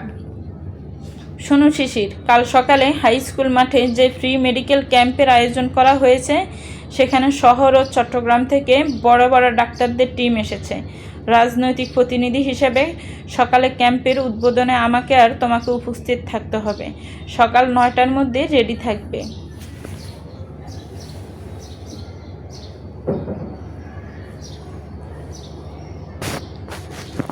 চট্টগ্রাম থেকে ডাক্তারদের টিম এসেছে। কথাটা কানে পৌঁছানো মাত্রই সালমানের জীবনও থমকে গেল। তার প্রখর বাজ পাখির মতো চোখ দুটো এক লহমে এক অদ্ভুত পৈশাচিক খুশির ঝিলিক খেলে গেল। তার ঠোঁটে কোণে ফুটে উঠল এক রহস্যময় হাসি। সালমান প্লেট থেকে হাত ধুয়ে টিস্যু দিয়ে মুখ মুছতে অত্যন্ত স্বাভাবিক গলায় বাবাকে বলল, মেডিকেল ক্যাম্পের শুভ উদ্বোধন। বাহ, চমৎকার আয়োজন। নিশ্চিত থেকো বাবা, কালকের এই ক্যাম্পেইনে তোমার সুযোগ্য ছেলে শুধু উপস্থিতি থাকবে না, বরং সেখানে গিয়ে এমন বিশেষ চমক দেবে যা পুরো শহরের সাথে সাথে তোমারও সারা জীবন মনে থাকবে। মিনহাজ শাহ নেওয়াজ ছেলের এই গভীর রহস্যময় চোখের ভাষা বুঝতে না পেরে কিছুটা কপালে বাজ ফেলে তাকিয়ে রইলেন। এদিকে সালমান চেয়ার ছেড়ে উঠে দাঁড়ালো। ধ্রুব আর রবির দিকে এক নজর ইশারা করে বাবার চোখ ফাঁকি দিয়ে ঠোঁটের কোণে মেহুলকে নিয়ে এক চরম উন্মাদের আবেশ মেখে নিজের আলিশান রুমের দিকে পা বাড়ালো। কারণ কালকের সকালটা যে শুধুই ফ্রি মেডিকেল ক্যাম্পের উদ্বোধন হবে না, বরং এক উন্মাদের তার অপসরীকে নিজের জালে বন্দি করার মহা চক্রান্ত হতে যাচ্ছে, তা কেবল সালমান আর তার গোপন হৃদয়ই জানে। পরদিন সকাল সূর্য উদয়ের সাথে সাথে হাই স্কুল মাঠে দৃশ্যপট সম্পূর্ণ বদলে গেল। সকাল 8টা বাজতে না বাজতে দূর দূরান্ত থেকে শত শত মানুষের দল নামতে শুরু করেছে মাঠে। কিন্তু কেউ কোলে ছোট বাচ্চা নিয়ে এসেছে, কেউ বৃদ্ধ বাবা মাকে নিয়ে এসেছেন চিকিৎসার আশায়। এদিকে নেওয়াজ মঞ্জিলে তখন ব্যস্ততার চরম পৌঁছালো। ঘরের ভেতর সেই চপল ফাজিল কিংবা বেপরোয়া বাপটা নিজের রাজকীয় বেডরুমে ফেলে রেখে নেমে এলো সালমান। পরনে তার অত্যন্ত মার্জিত নিখুঁত ফিটিংয়ের নেভি ব্লু ব্লেজার, ভেতরে শুভ্র শার্ট আর চোখে এক কঠিন গভীর ও দাপুটা আভিজাত্য। ঘরের ভেতরে যে ছেলেটা মায়ের সাথে বিড়ালের মতো আদুরে কিংবা বাবার সাথে চরম ঠাট্টায় মেতে ওঠে। প্রাসাদের তোরণ পার হওয়ার মুহূর্তে সে বদলে হয়ে যায় এক প্রতাপশালী রাজনীতিকের সুযোগ্য সন্তান, যার প্রতিটি পদক্ষেপে দাপট আর গম্ভীর ব্যক্তিত্ব উপসে পড়ে। সকাল 8:30টার মধ্যে এমপি মিনহাজ শাহনেওয়াজের সুবিশাল বহর রওনা দিল হাই স্কুল মাঠের উদ্দেশ্যে। আগে পরে বেশ কয়েকটি কড়া সাইরে বা পুলিশ স্কোয়াড ও কালো ইউবি গাড়ির বহর নিয়ে যখন তারা হাই স্কুল মাঠের গেটে এসে থামলো, তখন চারপাশের বাতাসে যেন এক অন্যরকম চাঞ্চল্য ছড়িয়ে পড়লো। রাজনৈতিক নেতাকর্মী, স্থানীয় প্রশাসন আর ক্যাম্পের স্বেচ্ছাসেবকদের ভিড়ে পুরো মাঠ গম গম করে উঠল। মিনহাজ শাহনেওয়াজ জিন্দাবাদ, সালমান শাহনেওয়াজ জিন্দাবাদ ধ্বনিতে মুখরিত হলো চত্বর। অতঃপর গাড়ি থেকে নেমে এলেন এমপি মিনহাজ শাহনেওয়াজ এবং তার ঠিক পাশে সুঠাম দেহযৌষ্ঠবে প্রখর আভিজাত্য নিয়ে পা রাখল সালমান। সালমানের আগমনে উপস্থিত সবার দৃষ্টি যেন এক মুহূর্তে তার দিকে স্থির হয়ে গেল। বাহিরে সালমান এমন রীতি পরিমিত কথা, কঠিন চোখে ছাউনি আর এক অদম্য ব্যক্তিত্বের প্রতীক। তারা আসতে ক্যাম্পের মূল ডায়াসে তাদের ফুল নিয়ে বরণ করে নেওয়া হলো। অন্যদিকে স্টেজ থেকে একটু দূরে একপাশে দাঁড়িয়েছিল মেডিকেল টিমের চিকিৎসকরা, সাথে মেহুলও। তাই ভিড়ের মাঝে সালমানের বাজ পাখির মতো প্রখর চোখ জোড়া মুহূর্তের জন্য খুঁজে নিল মেহুলকে, কিন্তু তার সামনে গেল না। এদিকে সাদা অ্যাপ্রন পরা, গলায় টেটোস্কোপ ঝুলানো মেহুল তখন অন্য এক ডাক্তারের সাথে ফাইলের কাগজ নিয়ে নিবিষ্ট মনে কথা বলছিল, যা দেখে সালমানের ঠোঁটের কোণে এক লহমায় এক চরম উন্মাদের মায়াবী হাসি ফুটে উঠে মিলিয়ে গেল। তবে মুখে ধরে রাখলো সেনা সেই বরফ শীতল গম্ভীর ভাব। আয়োজন শুরু করার সময় হয়ে উঠেছে, তাই মূল মঞ্চে উঠে এমপি মিনহাজ শাহনেওয়াজ মাইকের সামনে গিয়ে দাঁড়ালেন। উপস্থিত অগণিত জনতা আর চিকিৎসকদের উদ্দেশ্যে তিনি তার গম্ভীর ও প্রাঞ্জল কণ্ঠে সংক্ষিপ্ত বক্তৃতা দিতে শুরু করলেন। একটু পরে সংক্ষিপ্ত জোরালো বক্তব্য শেষে তিনি ফিতা কেটে আনুষ্ঠানিকভাবে 7 দিনব্যাপী ফ্রি মেডিকেল ক্যাম্পেইনের শুভ উদ্বোধন ঘোষণা করলেন। সাথে সাথে হাততালির জোয়ারে ভেসে গেল পুরো মাঠ। শুভ উদ্বোধনের সমাপ্তি করতে মিনহাজ শাহনেওয়াজ ক্যাম্পের সার্বিক পরিস্থিতি দেখতে সামনের দিকে পা বাড়ালেন। তার ঠিক কয়েক কদম পেছনের দিক কিন্তু তীক্ষ্ণ পদক্ষেপে হাঁটতে শুরু করলো সালমান, যার নজর এখন কেবলই নির্দিষ্ট এক অপসরার দিকে নিবদ্ধ। এদিকে মেহুল তখন ফাইল হাতে নিজের নির্দিষ্ট গাইনি ও জেনারেল কেয়ার বুথে এসে বসলো। শুরু হলো এক মহাব্যস্ততা, একে একে পেশেন্ট দেখা, প্রেসক্রিপশন দেখা, রোগীদের মনোযোগ দিয়ে কথা শোনা এবং ফ্রি মেডিসিন কাউন্টারে তাদের পাঠানো। মেহুল নিখুঁত ও অত্যন্ত আন্তরিকভাবে নিজের কাজ সামলাতে লাগলো। তার হাসি মুখ আর সহমর্মিতাপূর্ণ ব্যবহারে সাধারণ মানুষগুলো যেন অর্ধেক সুস্থ বোধ করছিল। ঘন্টার পর ঘন্টা কেটে যাচ্ছে, চারপাশের গম গম করা শব্দ, শিশুদের কান্না আর মাইকের ঘোষণার মধ্য দিয়ে মেহুল সম্পূর্ণ বিমুগ্ধ হয়ে তার কাজ করে চলেছে। কিন্তু সে জানতো না, এই সুবিশাল মাঠের ঠিক বাইরে রাস্তার পাশে পার করে রাখা একখানা গাঢ় কালো কাছের গাড়ির ভেতর থেকে দুটো বাজ পাখির মতো প্রখর চোখ তার প্রতিটি নড়াচড়া পর্যবেক্ষণ করছে। সালমান গাড়ির সিটে হেলান দিয়ে বসে বাইনোকুলারে মেহুলের প্রতিটি ভঙ্গিমা দেখছে। ওর ব্যস্ত হাত, কপালে জমা হালকা গাম আর রুগীদের দিকে তাকিয়ে মৃদু হাসা, সব কিছুই যেন প্রতি সেকেন্ডে সালমানের হৃদয়ে এক অদ্ভুত দোলাচল সৃষ্টি করছে। মেহুল তখন রুগী দেখতে ভীষণ ব্যস্ত। এক মুহূর্তের জন্য মাথা তোলার ফুসরত নেই তার। গলার টেটোস্কোপ ঝুলিয়ে ফাইল সামলে নিয়ে সে নিখাদ মনোযোগ সহকারে কথা শুনছে তার সামনে বসা বিভিন্ন বয়সের ও পেশার মানুষগুলোর। কারো দীর্ঘদিনের রক্তস্বল্পতা, কারো প্রসূতিকালীন জটিলতা, আবার কোনো বয়োবৃদ্ধার হাতের ব্যথার উপশম দরকার। এক একজনের এক এক সমস্যা, এক এক রকমের আকুতি। মেহুল ধৈর্য ধরে সবার প্রতিটি কথা শুনছে, ফাইল নোট করছে এবং যত্ন নিয়ে প্রেসক্রিপশন লিখে দিচ্ছে। আর পাশে দাঁড়ানো তার সহযোগী শান্তা দ্রুত হাত চালিয়ে রুগীদের বুঝিয়ে দিচ্ছে যে কোন কাউন্টার থেকে তারা এই ফ্রি ওষুধগুলো সংগ্রহ কতক্ষণ সংগ্রহ করবে। এভাবে দেখতে দেখতে ঘড়ির কাঁটা গড়িয়ে পুরো দুপুর পার হয়ে গেল। টানা 4-5 ঘন্টা এক নাগাড়ে চেয়ারে বসে কাজ করে চলেছে মেহুল। 1 মিনিটের জন্য বিশ্রামের সুযোগ নেয়নি সে। একটানা রুগী সামলানোর দরুন বর্তমানে তার কাউন্টারে লাইন অন্য বুথগুলোর তুলনায় রুগীর চাপ বেশ কমে এসেছে। মাত্র জন 6 রুগী এখন লাইনে বাকি। ঠিক তখনই মেহুলের বুথের সামনে এসে দাঁড়ালেন চট্টগ্রামের সিনিয়র গাইনোকোলজিস্ট ডক্টর আনোয়ার। তিনি মেহুলের ব্যস্ত চেহারার দিকে তাকিয়ে স্নেহমাখা হাসিতে বললেন, ডক্টর মেহুল, দুপুর 2:30 বেজে গেছে। তুমি তো সকাল থেকে 1 ঘন্টার জন্য চেয়ার ছেড়ে উঠোনি। টিম ক্যান্টিনে লাঞ্চ দেওয়া শুরু হয়েছে। এসো, লাঞ্চটা সেরে নাও, বাকিটুকু এসে করবে। মেহুল কলমটা টেবিলে রেখে কপালে জমে হালকা ঘামটুকু টিস্যু দিয়ে মুছে নিল। অতঃপর বিনীত মিষ্টি একচিলতে হাসি ফুটিয়ে বলল, আপনি গিয়ে লাঞ্চ সেরে নিন স্যার। আমার লাইনে আর মাত্র 5-6 জন রুগী আছেন, এদের শেষ করেই আমি আসছি। ওদের ফেলে এখন উঠে গেলে দূর থেকে আসে মানুষগুলোর কষ্ট হবে। ডক্টর আনোয়ার মেহুলের সেবামূলক মনোভাব আর দরদ দেখে প্রসন্ন মনে মাথা নাড়লেন। বেশি দেরি করো না কিন্তু। তিনি চলে যেতে মেহুল আবার সামনে রুগীর ফাইলে মনোযোগ দিল। পরের ফাইলটি জমা পড়তে মেহুলের সামনে এসে বসলেন এক 70 বৃদ্ধা। গায়ে সামান্য একটা সুতি চাদর জড়ানো, মুখে বয়সের বলিরেখা আর ধুলোবালির ছাপ। মেহুল পরম মমতায় বৃদ্ধার দিকে তাকিয়ে অত্যন্ত মিষ্টি ভাষায় বলল, আসুন দাদি, বসুন। বলুন তো আপনার কি সমস্যা হচ্ছে? বৃদ্ধা মেহুলের দিকে ঝাপসা চোখে তাকালেন। তরুণী ডাক্তার এমন নম্র আর আপন করে নেওয়া ব্যবহার দেখে তার মুখের ভাঁজে এক সিলতে তৃপ্তির হাসি ফুটে উঠল।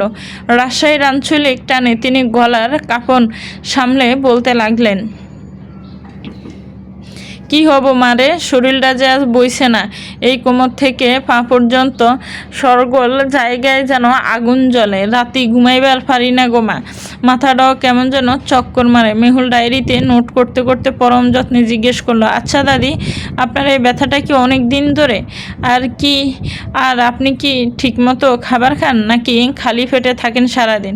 বৃদ্ধের চোখ দুটো বড় বড় করে অনুযোগের সুরে বলে উঠল, পেট খালি থবুকে মা, এই সাওয়ালটা যা এনে দেয় 2টা ডাল ভাত খাইতো, কিন্তু কয়েকদিন ব্যাকে পেটটা কেমন জানি খামসা মারে। ভাত খাইলে আর রুচি হয় না, খালি বমি বমি লাগে। মেহুল প্রেসক্রিপশন প্যাড এগিয়ে দিয়ে বৃদ্ধের ফাইল চেক করতে করতে আশ্বস্ত করে বলল, আমি বুঝতে পেরেছি দাদি, আপনার শরীরে রক্তের কিছুটা ঘাটতি রয়েছে আর রক্তচাপও কিছুটা কম, আর পেটে মোচড় দেওয়া কিংবা বমি ভাবটা কিন্তু গ্যাস্ট্রিকের সমস্যার জন্যই হচ্ছে। তবে ডাক্তার হিসেবে আপনাকে একটা কড়া নির্দেশ দিচ্ছি, সকালে কিংবা রাতে কোনোভাবে খালি পেটে থাকা চলবে না। ভাত খেতে ইচ্ছে না করলেও অন্তত একটু দুধ বা হালকা কোনো খাবার খেয়ে নেবেন, ঠিক আছে? কথাটা বলে মেহুল জটফট কয়েকটা দরকারি ট্যাবলেটের নাম আর একটা আয়রন সিরাপের নাম লিখে দিল। তারপর ডায়াগনোসিস শেষ করে বৃদ্ধার 2টো হাত নিজের হাতের মুঠোয় চেপে পরম আদর স্পষ্ট ভাষায় বুঝিয়ে বলল, এই যে দেখুন, আমি প্রেসক্রিপশনে সব লিখে দিয়েছি, একটা গ্যাসের ওষুধ আর একটা শরীরে শক্তি পাওয়ার সিরাপ। পাশের 5 নম্বর কাউন্টারে গিয়ে এই কাগজটা দেখালেই একদম বিনামূল্যে সব ওষুধ পেয়ে যাবেন। প্রতিদিন সকালে আর রাতে নিয়ম করে খেয়ে নেবেন, একদম ফাঁকি দেওয়া চলবে না। কিন্তু বৃদ্ধা মেহুলের এমন পরম মমতা আর আপন মানসিকতায় যেন মুগ্ধ হয়ে গেলেন। তিনি হাত দুটো তুলে মেহুলের মাথায় হাত রেখে হৃদয়ের অন্তঃস্থল থেকে দোয়া করে দিয়ে বললেন, সোনার চাঁদ মা আমার, আল্লাহ তোকে লম্বা হায়াত দিক, অনেক বড় করুক। তোর মতো ভালো ডাক্তার যেন হরেক হাসপাতালে থাকে রে মা। মেহুল পরম তৃপ্তিতে মুচকি হাসল। বিদ্যা লাঠি বদ দিয়ে দীর্ঘায় উঠে যেতে মেহুলের বুকটা এক গভীর আত্মতৃপ্তিতে ভরে উঠল। বিদ্যা মহিলাটি চলে যেতে মেহুল আবার ফাইল গুটিয়ে পেশেন্ট দেখায় মনোযোগী হলো। একটানা কাজ করতে করতে দেখতে দেখতে বুথের সামনে আর বেশি ভিড় রইল না। মেহুল তার 2 সহযোগী না শান্তার মরিয়মকে ডেকে হালকা ক্লান্ত হেসে জিজ্ঞেস করলো, আর কয়জন রুগী বাকি আছেন দেখো তো। শান্তা বুথের পর্দার ফাঁক দিয়ে বাইরে লাইনে ভালোভাবে নজর বুলিয়ে বলল, প্রায় শেষ ম্যাম, আর মাত্র একজনই বাকি আছে। মেহুল একটা স্বস্তির নিঃশ্বাস ফেলে শান্তা আর মরিয়মকে উদ্দেশ্য করে বলল, তাহলে তোমরা দুজন আর দেরি করো না, যাও ক্যান্টিন থেকে লাঞ্চটা সেরে নাও। আমি এই শেষ পেশেন্টটাকে দেখে ব্যাগে ফাইল গুটিয়ে উঠছি।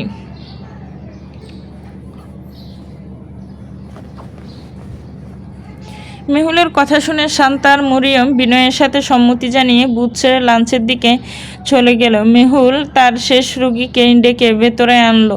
যত্ন নিয়ে তার শারীরিক সমস্যার কথা শুনে যথাযথ প্রেসক্রিপশন লিখে তাকে বিদায় দিল সে। টানা কয়েক ঘন্টার মানসিক আর শারীরিক চাপের পর অবশেষে সব রুগী দেখা শেষ। মেহুল একটা দীর্ঘশ্বাস ফেলে চেয়ার ছেড়ে উঠতে গিয়ে হালকা কুঁকড়ে গেল। একটানা এক জায়গায় বসে কাজ করায় তার ঘাড় আর কোমরের তীব্র ব্যথা জমেছে, সঙ্গে পেটে প্রচণ্ড ক্ষুধা মুসুর দিয়ে উঠেছে। আর এক মুহূর্তে বসে থাকলে হয়তো কোমর একদম লক হয়ে যাবে। সে উঠে দাঁড়িয়ে টেবিল থেকে নিজের হ্যান্ডব্যাগ আর মোবাইলটা গুছিয়ে নিতে যাবে, ঠিক তখনই পিছন থেকে এক অদ্ভুত সুন্দর স্নিগ্ধ মিষ্টি মেয়েলি কণ্ঠ ভেসে এলো। Excuse me doctor. মেহুল কারো কণ্ঠ পেয়েও পেছনে ফিরল না, কারণ শরীর তখন চরম ক্লান্ত। সে ফাইল ব্যাগ গুছাতে গুছাতে বেশ শান্ত কণ্ঠে বুঝিয়ে বলার মতো বলল, পেশেন্ট দেখা আপাতত শেষ। আমার প্রচণ্ড ক্ষুধা লেগেছে আর শরীরটাও ভালো লাগছে না, আপনাকে একটু অপেক্ষা করতে হবে।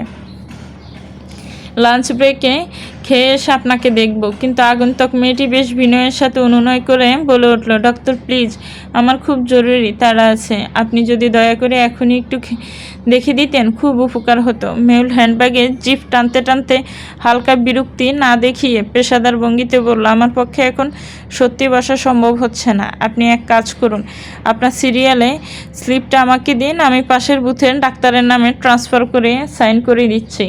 উনি আপনাকে এখনই আগে আগে দেখে দেবেন। কিন্তু মেয়েটি যেন নাছোড়বান্দা। সে বেশ জেদ ধরে মিষ্টি সুরে আবার বলে উঠল, আমি পাশের কোনো ডাক্তারের কাছে যাব না, আমি আপনার কাছেই দেখাবো ডক্টর। মেয়েটির এমন অদ্ভুত একগুঁয়েমি দেখে মেহুল না ফেরে আবার একরাশ ক্লান্তি নিয়ে চেয়ারটায় বসে পড়ল। মুখে মৃদু বিরক্তির ছাপ থাকলেও কোমল কণ্ঠে হাত বাড়িয়ে বলল, ঠিক আছে, দিন আপনার স্লিপ, জলদি করুন। মেয়েটি মেহুলের বাড়িয়ে দেওয়া খোলা হাতের তালুতে তার সিরিয়ালের স্লিপটা রাখলো।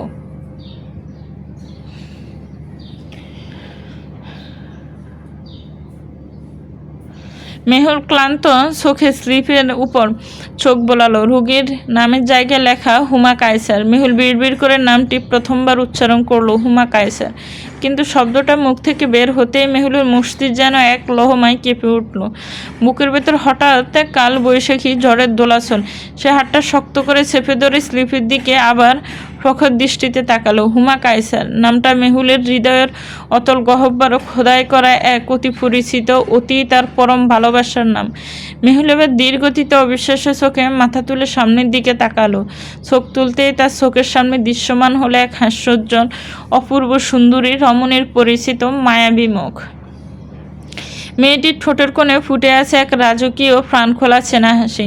আচমকিক চেহারাটার সামনে দেখে মেহুল মুহূর্তের জন্য স্তব্ধ, জমে পাথরের মতো স্থির হয়ে গেল। তার হাত থেকে প্রেসক্রিপশনের কলমটা খসে পড়ল টেবিলে। চোখের কোণে জমে উঠল এক বুক বিস্ময় আর না বলা অজস্র অনুভূতির জল। কিন্তু পরক্ষণেই স্তব্ধতা কাটিয়ে মেহুলের ঠোঁটের কোণে ফুটে উঠল এক চির প্রশান্তি আর আনন্দের মুক্তজরা হাসি।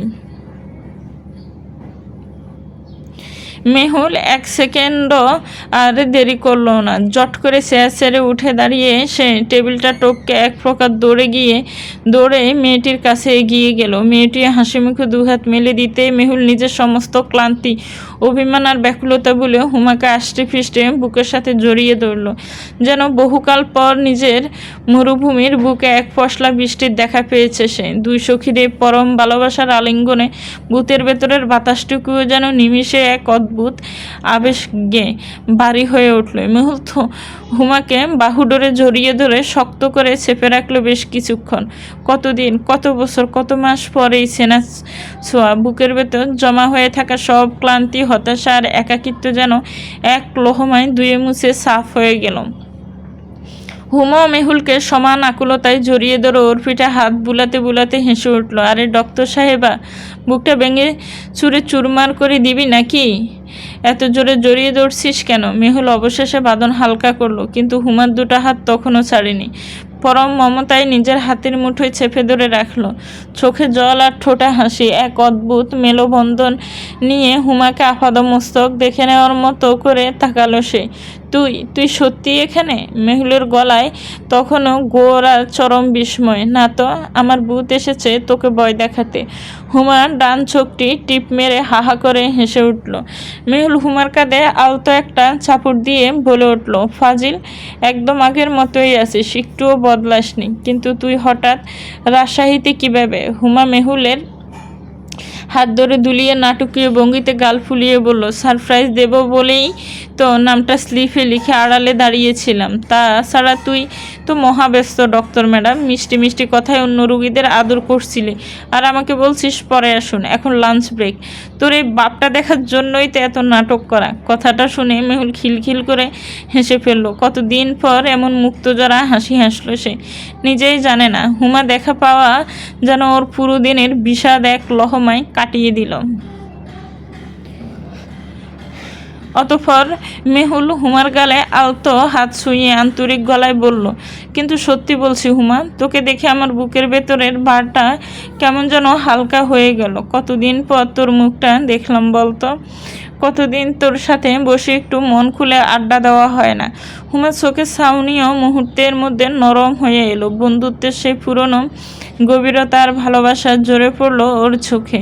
সে মেহুলের টিস্যু দিয়ে মোছা শুকনো গাল আর থমথমে চোখের কোণে তাকিয়ে এক দীর্ঘশ্বাস ফেলল। আমি জানি মেহু, হয়তো আমরা কখনোই একে অপরের থেকে দূরে যেতাম না, যদি না সেদিন। হুমার কথার মাঝে মেহুল চটপট মুখে চঞ্চল হেসে বলল, বাদ দে ওইসব, চল, অনেক হয়েছে। ভূতের ভেতরে ইমোশনাল কথা, ফেটে এখন চরম ক্ষুদে। তুই কিন্তু আমার সাথে লাঞ্চ করবি, কোনো কথা শুনবো না। তোর সাথে না খেয়ে যাচ্ছি কোথায়?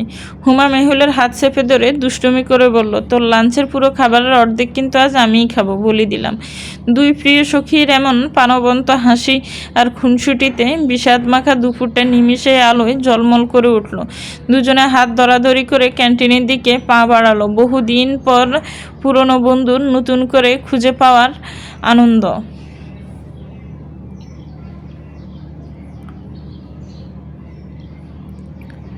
ক্যান্টিনের এক কোণে দুটো চেয়ার টেনে মুখোমুখি বসলে মেহুল আর হুমা। 6 বছর পর দেখা, তাই খাবারের প্লেটে হাত চালানোর চেয়ে যেন কথা বলার ব্যাকুলতাটাই বেশি।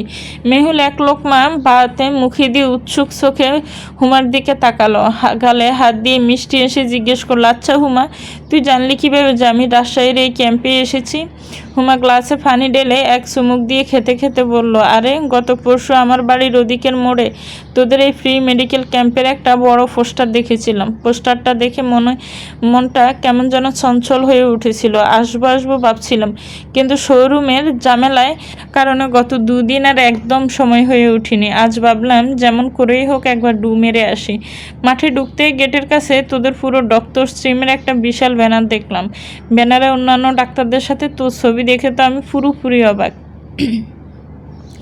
নিজের চোখেই বিশ্বাস হচ্ছিল না।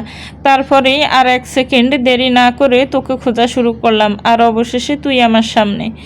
মেহুল এক সিলতে শান্ত তৃপ্তির মুচকি হাসি হাসলো। বিশ্বাস কর, আমি স্বপ্নেও কল্পনাও করিনি তোর সাথে এভাবে আচমকা দেখা হয়ে যাবে।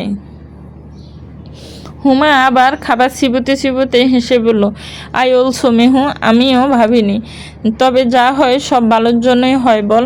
খাবারের মাঝে মেহুল আবার জানতে চাইল, তা বল, তোর কী খবর? তুই হঠাৎ করে রাজশাহীতে কী করছিস? এখানে তোর জীবন কেমন কাটছে? হুমা প্লেটে একটু জল মাখাতে মাখাতে একটা হালকা দীর্ঘশ্বাস ফেললো। তারপর স্বাভাবিক গলায় বলল, বিগত 2 বছরে আমি স্থায়ীভাবে এই রাজশাহীতেই আছি। তোকে তো আগেই বলেছিলাম আমার নানুর বাড়ি এখানে, তাই এখানে চলে আসি। বর্তমানে রাজশাহীতে আমার নিজের একটা বুটিক্স হাউস আছে, ওটা নিয়েই বেশ ভালো কেটে যাচ্ছে দিনগুলো। মেহুল উৎসুক হয়ে আবার জিজ্ঞেস করলো, আর আঙ্কেল আন্টি কেমন আছেন? ওনারা কোথায়? একসাথে আছিস তো?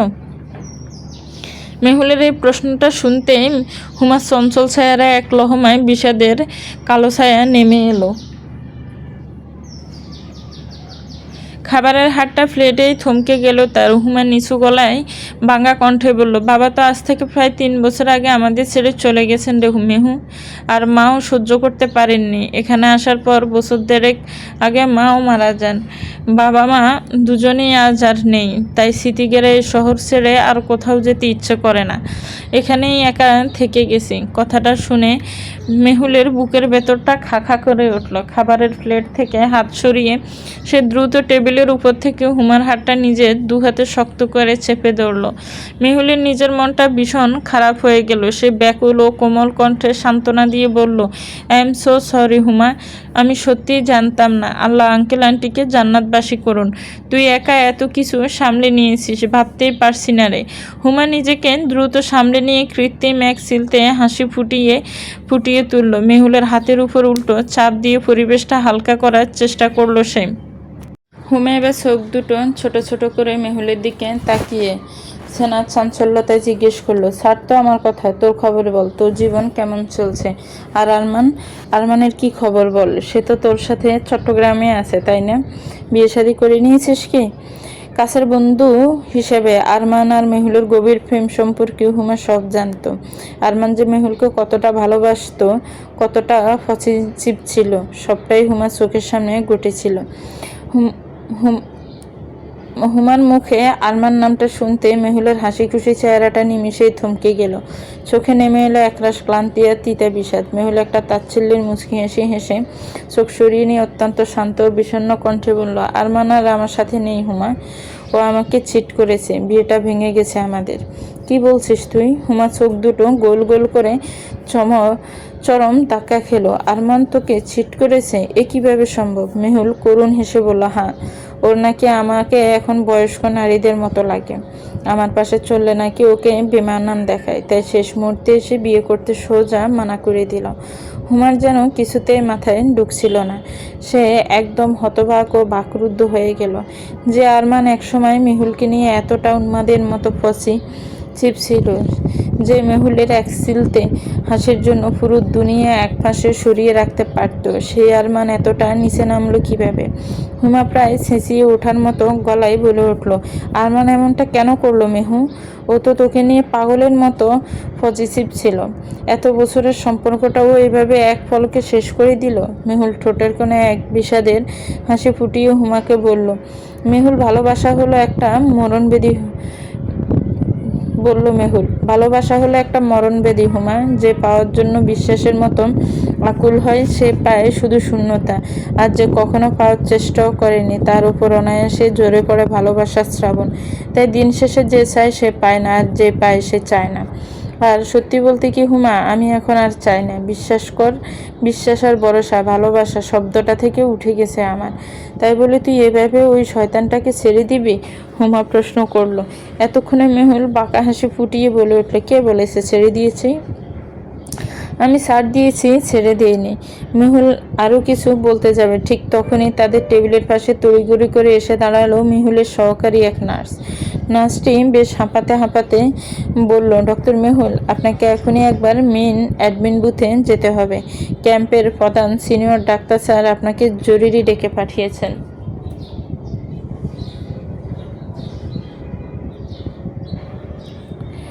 খাবারের মাঝে এমন জরুরি ডাক পেয়ে মেহুল কথা থামিয়ে দিল। ঝটফট গ্লাসের পানিতে হাত ধুয়ে টিস্যু দিয়ে মুখ মুছে নিল সে। তারপর হুমার দিকে তাকিয়ে শান্ত কিন্তু আন্তরিক গলায় বলল, হুমা, স্যার ডাকছেন, আমাকে যেতে হচ্ছে। তুই প্লিজ কোথাও যাস না, আমার বুথে গিয়ে একটু বস, আমি কাজটা সেরেই আসছি। বাকি কথা ওখানে বসে হবে। হুমা বিষাদ আর বিস্ময়ে গোড় কাটাতে না পেরে কেবল ধীরগতিতে মাথা নেড়ে সায় দিল। ঠিক আছে মেহুল, তুই যা, আমি তোর বুথে অপেক্ষা করছি। মেহুল আর এক মুহূর্ত না দাঁড়িয়ে দ্রুত পদক্ষেপে প্রধান ডাক্তারের ডাকের উদ্দেশ্যে এগিয়ে গেল। মাঠের ঠিক বাইরে কৃষ্ণচূড়া গাছের ছায়ায় পার করে রাখা গাঢ় কালো মার্সিডিজ গাড়িটির ভেতর তখন থমথমে নীরবতা। ড্রাইভিং সিটের পেছনের অংশে হেলান দিয়ে বসেছিল সালমান শাহনেওয়াজ। তার হাতে থাকা একটি বিশেষ হাইটেক রিমোট কন্ট্রোল স্ক্রিন। খালি চোখে দেখা যায় না, একেবারে একটি সাধারণ মাছির মতো সূক্ষ্ম ও অদৃশ্য এক ড্রোন ক্যামেরা তখন আকাশে ঘুরে বেড়ালো এবং তার লেন্স দিয়ে মেহুলের প্রতিটি মুহূর্তের দৃশ্য সোজা ফুটিয়ে তুলছিল সালমানের স্ক্রিনে। গত কয়েক ঘন্টা ধরে এই মাছির মতো ক্ষুদ্র ড্রোনের ক্যামেরায় কেবল একটি রূপসী প্রতিচ্ছবি বন্দী হচ্ছিল মেহুলের রোগীদের প্রতি গভীর মনোযোগ, বৃদ্ধার মাথায় হাত রাখা, কপালের ঘাম মোছা থেকে শুরু করে তার প্রতিটি মিষ্টি এক্সপ্রেশন সালমান গিলে খাচ্ছিল তৃষ্ণার্ত ছাতকের মতো। মেহুলের এই কোমল রূপটাই সালমানের বিষাক্ত হৃদয়ে এক অন্যরকম উন্মাদনা ছড়িয়ে দেয়। কিন্তু হঠাৎ করে সালমানের হাতের স্ক্রিনের দৃশ্যপট বদলে গেল। লাঞ্চ ব্রেকে মেহুল যখন ক্লান্ত হয়ে উঠে দাঁড়াতে যাচ্ছিল, ঠিক তখনই এক অচেনা মেয়ে বুথে ঢুকে মেহুলের সাথে কথা বলতে শুরু করলো, অনুনয় বিনিময়ে। আর তারপর হঠাৎ করে অচেনা মেয়েটার দেওয়া স্লিপটা পড়া মাত্রই মেহুলের দৌড়ে গিয়ে তাকে আষ্টে পৃষ্ঠে জড়িয়ে দাঁড়ায়। স্ক্রিনের ওপাশে দৃশ্যটা দেখা মাত্রই সালমানের প্রখর চোখের ছাউনি কঠিন হয়ে উঠল। যে মেয়ে নিজের ছায়াকেও সহজে কাছে ভিড়তে দেয় না, সে এই অচেনা মেয়েটাকে দেখে কতটা চঞ্চল আর আত্মহারা হয়ে জড়িয়ে ধরল। মেহুলের মুখে সেই মেয়েটার জন্য মুক্ত যারা মিষ্টি হাসি দেখে সালমানের কৌতূহলের আর কোনো সীমা রইল না। কে এই মেয়ে? মেহুলের এত কাছের মানবী হয়ে হঠাৎ মাঝপথে উড়ে এসে জুড়ে বসলো কে? সালমান এক ঝটকায় হাত থেকে রিমোটটা ড্যাশবোর্ডে ছুঁড়ে মারল। পাশে দাঁড়িয়ে থাকা রবি সালমানের এই গম্ভীর ও তীক্ষ্ণ রূপ দেখে মুহূর্তে সতর্ক হয়ে গেল। সালমান চোখ দুটো ছোট ছোট করে ঠান্ডা বরফ শীতল কণ্ঠে আদেশ ছুড়ল, রবি, ওই মেয়েটাকে অপ্সরার সাথে ওর কি সম্পর্ক? 14 গোষ্ঠীর ঠিকানা সহ সব বায়োডাটা যেন আজ রাতের মধ্যে আমার টেবিলের উপর থাকে, একটা তথ্য যেন মিস না হয়। রবি মাথা নিচু করে বিনীত গলায় বলল, জি ভাই, আজ রাতের মধ্যে সব ইনফরমেশন পেয়ে যাবেন। ঠিক তখনই সালমানের আইফোনের তীক্ষ্ণ রিংটোন বেজে উঠল। পকেট থেকে ফোন বের করে স্ক্রিনের দিকে তাকাতে সালমানের বিরক্তির চরম শিখায় মুখ কুঁচকে গেল। স্ক্রিনে বেশি উঠেছে মহামান্য এমপি সাহেব। বাবা। সালমান কয়েক সেকেন্ড রিং হতে দিল। কলটা কেটে দেবে নাকি রিসিভ করবে, দ্বিধা দ্বন্দ্বে থেকে অবশেষে বিরক্তির এক দীর্ঘশ্বাস বলে স্ক্রিনটা সোয়াইপ করে কানে ধরল। সাথে সাথে উপাস থেকে গম্ভীর কণ্ঠে মিনহাজ শাহনেওয়াজের কণ্ঠ ভেসে উঠল, জলদি অফিসে আসো। পার্টি অফিসে দ্রুত উপস্থিত হওয়ার নির্দেশ পেতে সালমান আর এক মুহূর্ত সহ্য করল না। সে উপাসের কথা শেষ হওয়ার সুযোগও দিল না। হুট করে এক ঝটকায় কল কেটে দিল।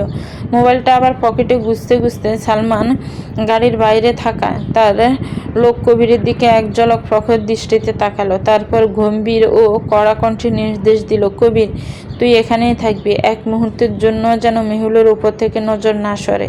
মেহুল বুথ থেকে কোথায় যাচ্ছে, কার সাথে কথা বলছে, প্রতি সেকেন্ডের আপডেট আমার চাই। আর যদি কোনো কিছুর নড়চড় হয় তবে। কথাটা শেষ করে সালমান গাড়ির পেছনের সিটে বসল। দরজার লক আটকে ড্রাইভারকে গাড়ি পার্টি অফিসের দিকে ছোটানোর নির্দেশ দিল। কয়েক সেকেন্ডের মাঝে মার্সিডিজটি ঝড়ের বেগে ধুলোয় উড়িয়ে মাঠ ছেড়ে বেরিয়ে গেল।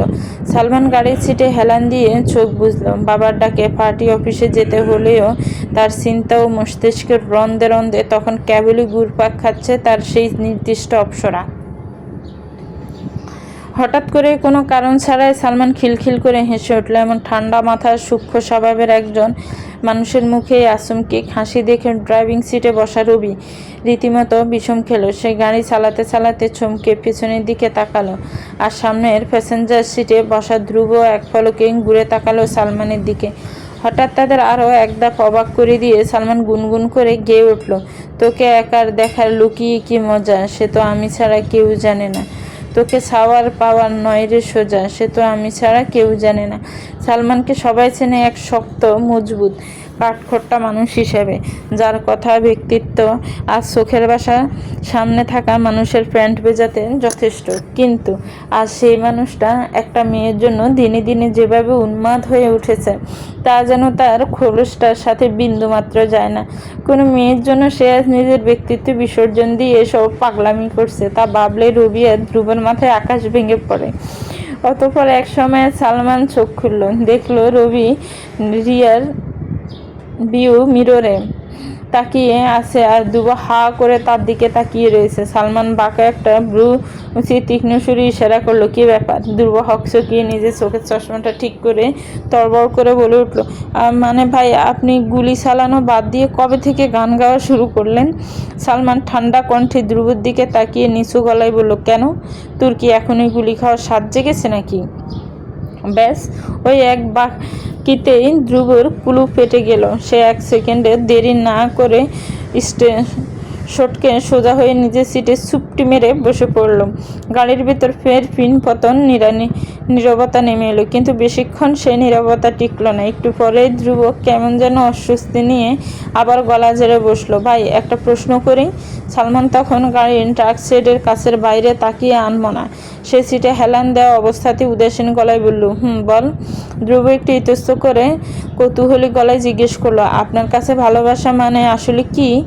সালমানের মুখটা আবার কেমন যেন শক্ত হয়ে গেল। সে মুহূর্তের জন্য সম্পূর্ণ নীরব হয়ে রইল, চোখের পলকহীন দৃষ্টি বাইরের ধূসর রাস্তার দিকে স্থির। পরক্ষণেই তার ঠোঁটের কোণে এক অদ্ভুত রহস্যময় বিষণ্ণ হাসি ফুটে উঠল। সে ভারী ও গম্ভীর গলায় বলল, ভালোবাসা হলো এমন এক প্রার্থনা যেখানে সমর্পণে মিলবে জয়, আর ত্যাগ করলেই ঘটবে নিশ্চিত পরাজয়। তাই ভালোবাসায় ত্যাগী নয়, চির সমর্পিত হই। কথাটা শোনার পর রবি আর ধ্রুব দুজনেই আর একটি টু শব্দও করল না। সালমানের এই অদ্ভুত ফিলোসফি আর উন্মাদনা সে সামনে এক ভয়ানক জলের আভাস দিচ্ছে, তা তারা বেশ ভালোই টের পাচ্ছিল। মেহুল মেইন অ্যাডমিন বুথে গিয়ে পৌঁছাতেই দেখলো সেখানে সিনিয়র ডাক্তারের সাথে মেডিকেল টিমের আরও কয়েকজন ডাক্তার উপস্থিত আছেন। তাদের মাঝে বসে আছেন এক মাঝবয়সী লোক, পরনে সাধারণ ধুতি পাঞ্জাবি, কাঁধে গামছা, চোখে মুখে সহজ সরল গ্রামের মানুষের অমায়িক ছাপ। দেখে মনে হয় রাজশাহীর কোনো প্রত্যন্ত গ্রামের মাতব্বর গোছের কেউ। মেহুল ভেতরে প্রবেশ করতে প্রধান ডাক্তার হাসি মুখে তার সাথে পরিচয় করিয়ে দিয়ে বললেন, এসো ডক্টর মেহুল, উনি হলেন আমাদের দাসবাবু, পাশের প্রত্যন্ত এলাকার ছেনামুখ। মেহুল স্বভাবসুলভ বিনীত ভঙ্গিতে নমস্কার জানিয়ে বলল, শুভ অপরাহ্ন দাসবাবু। প্রধান ডাক্তার টেবিলের চশমাটা ঠিক করে নিয়ে বললেন, মেহুল, উনি মূলত একটি বিশেষ আর্জি নিয়ে আমাদের কাছে এসেছেন। কিসের আর্জি স্যার? মেহুল উৎসুক চোখে প্রশ্ন করল। ডাক্তার স্যার দাসবাবুর দিকে ইঙ্গিত করে বলুন, উনি কি চান বরং ওনার মুখ থেকেই শুনে নাও। মেহুল দাসবাবুর দিকে তাকাতেই তিনি বিনয়ের সুরে হাত দুটো জড় করে আর্জি জানানোর মতো বলে উঠলেন, মাগো, আমি বড় আশা নিয়ে শহর থেকে ডাক্তারবাবুদের কাছে আইছি। আমাদের গ্রামটা রাজশাহী শহর থেকে প্রায় 3-4 ঘন্টা দূরের পথ। গায়ে একটা আশ্রম ছালাই গমা, সেখানে অনেক অসহায় বৃদ্ধ বৃদ্ধা, ছোট ছোট ছাওয়াল মেয়ে আর গর্ভাবস্থার প্রসূতি মায়েরা আছে। এত দূরে থেকে ওদের পক্ষে এই শহরে এসে চিকিৎসা নেওয়া কোনোভাবেই সম্ভব নয় মা। আপনারা যদি আপনাদের মেডিকেল টিমের ছোট একটা অংশকে আমাদের ওই প্রত্যন্ত গ্রামে পাঠান, তবে ওখানকার শয়ে অসহায় মানুষগুলো চিকিৎসা পাইত। দাসবাবুর আকুল মিনতি শুনে উপস্থিত 2-1 সিনিয়র ডাক্তার একটু অসন্তোষ প্রকাশ করে বলে উঠলেন, কিন্তু এত দূরে এই মফস্বল এলাকায় কিভাবে চিকিৎসা দেওয়া সম্ভব বলুন তো? গ্রামটা তো অত্যন্ত দুর্গম। শুনেছি ওদিকে ট্রেন ছাড়া যাতায়াতের কোনো ভালো ব্যবস্থা বা রাস্তাঘাট পর্যন্ত নেই।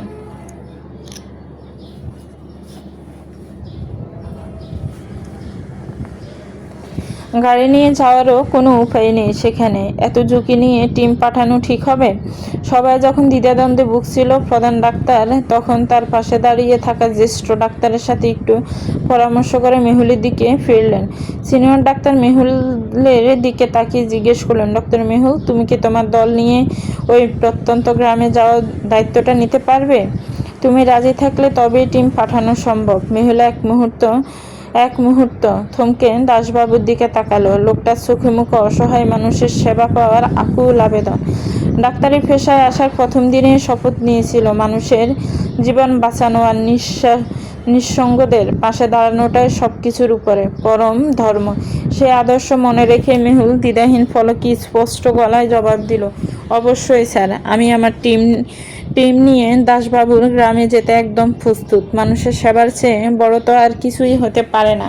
মেহুলের ইতিবাচক উত্তর শুনে দাসবাবু চোখ দুটো খুশিতে চল করে উঠল। কিন্তু প্রধান ডাক্তার তখন দাসবাবুকে সতর্ক করে হেসে বললেন, শুনুন দাসবাবু, আমাদের তরুণ ডাক্তাররা কিন্তু আপনার সাথে যাচ্ছে, তবে রুগীদের চিকিৎসা শেষে ওদের সবাইকে সম্পূর্ণ সহি সালামতি নিরাপদে আমাদের কাছে ফিরিয়ে দেওয়ার দায়িত্ব কিন্তু আপনার।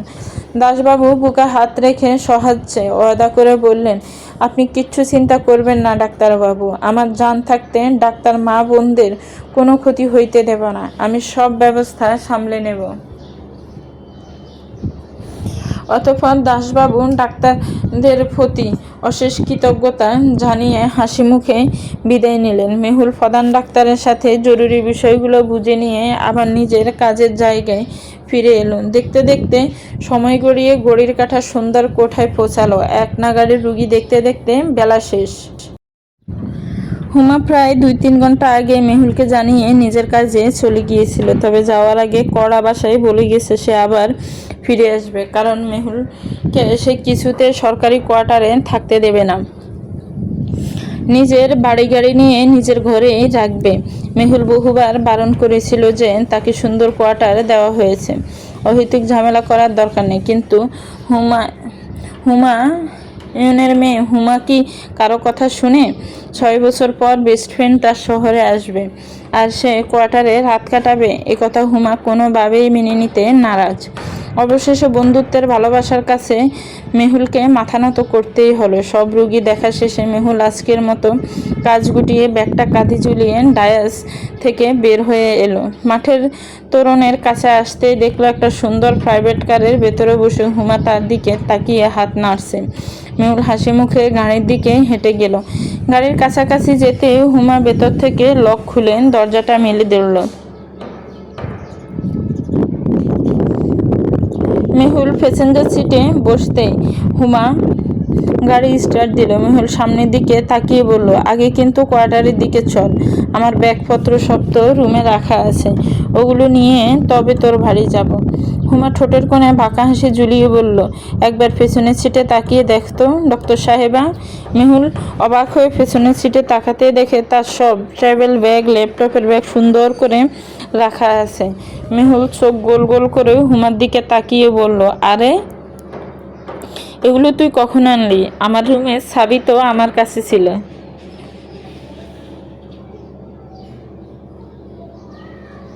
হুমা মুচকি হেসে চটফটে গলায় বলল, তুই যখন দুপুরে রুগী দেখতে ব্যস্ত ছিলি তখনই তোদের সহকারীর কাছ থেকে কোয়ার্টারের অ্যাড্রেস আর কেয়ারটেকারের ইনফো বের করে নিয়েছিলাম। ব্যাগে হাতও দিতে হয়নি, সব প্যাক করাই তো হচ্ছিল, তাই নিয়ে চলে এলাম। এখন আর কোনো অজুহাত চলবে না, সোজা আমার সাথে আমার ডেরায় যাবি, রাতে জম্পেশ একটা আড্ডা, রিল্যাক্স ডে হবে। মেহুল বন্ধুর এমন ছকে বাঁধা প্ল্যান দেখে হেসে ফেলল আর মাথা নাড়ল।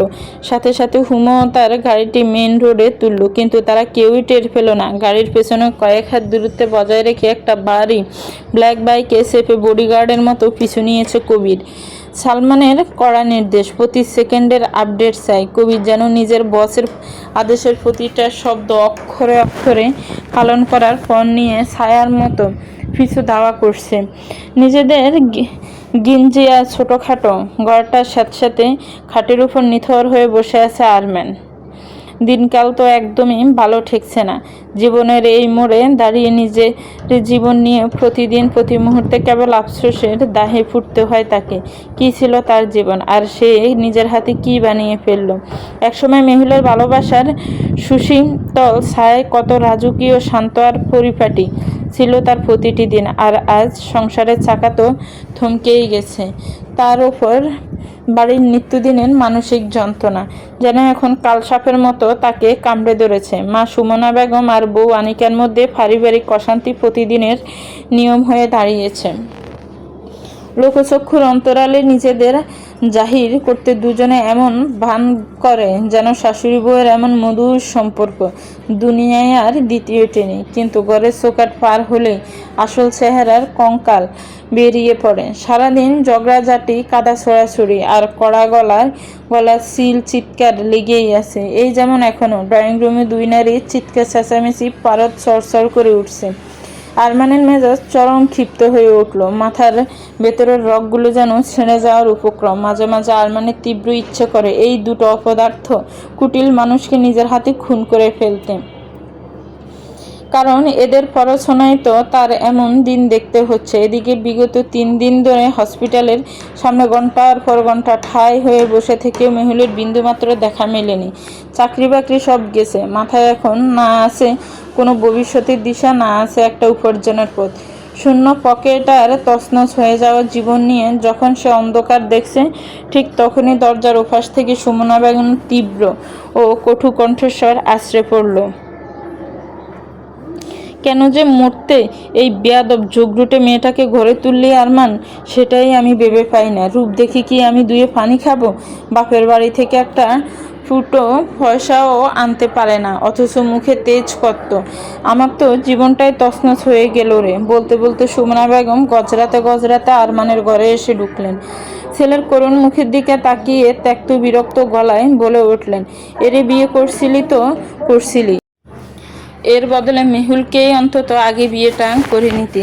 মেয়েটা না হয় তোর পছন্দ ছিল না, কিন্তু ওর বাবার অত বিশাল সম্পত্তিগুলো তো অন্তত হাতের মুঠোয় পাইতি। সম্পত্তি পকেটে পুরে ডিভোর্স দিয়ে না হয় পরে এই সাদা চামড়ার রূপবতীকে ঘরে তুলতি। একটু বুদ্ধিশুদ্ধিও কি মাথায় জোটে না তোর? সুমনা বেগমের কথা শেষ হতে না হতে ড্রয়িং রুম থেকে চণ্ডীর মতো তেড়ে এলো আনিকা। হাতে থাকা স্টিলের গ্লাসটা সশব্দে টি টেবিলে আছাড় মেরে চিৎকার করে উঠল সে, আসছেন আমার কুবুদ্ধির মহাসাগর! আপনার সোনামানিক মেহুলকে বিয়ে করে তার সম্পত্তি হাতিয়ে ডিভোর্স দিয়ে আবার আমাকে এসে বিয়ে করতো? বাহ, সব কিছু কি এতই সহজ মনে হয় আপনার? হ্যাঁ, আমাকে কি আপনার ওই বোকা অবলা মেহুল মনে হয় যে সব কিছু মুখ বুজে সহ্য করে ছেড়ে দেব? আমার সাথে এমন শয়তানি করতে এলে হাড়গোড় একটাও আস্ত রাখতাম না, একদম জেলের ভাত খাইয়ে ছাড়বো। সুমনা বেগমও ছাড়ার পাত্রী নয়। মুখ বাঁকিয়ে গর্জে উঠলেন, মুখ সামলে কথা বলবি আনিকা। বড়দের সাথে কিভাবে কথা বলতে হয় সেই শিক্ষা তো তোর বাপের বিটেই ছিল না। তোকে গড়ে তুলে আমার সংসারটা জাহান্নাম হয়ে গেছে। আনিকা কোমর বেঁধে ফালটা তোপ দাগলো, সংসার তো আপনার কুটিল মনটার জন্যই জাহান্নাম হয়েছে। নিজের ছেলেকে তো লোভী বানিয়েছেনি, এখনো সে আমার উপর দোষ চাপাচ্ছেন। একজন একটা কটু কথা বললে অন্যজন 10টা বিষাক্ত উত্তর ফিরিয়ে দিচ্ছেন। মেঝেতে বসে মাথা চেপে ধরল আরমান। এগুলো শুনতে শুনতে সে এখন অভ্যস্ত। কোনো প্রতিবাদ করার শক্তিও তার অবশিষ্ট নেই।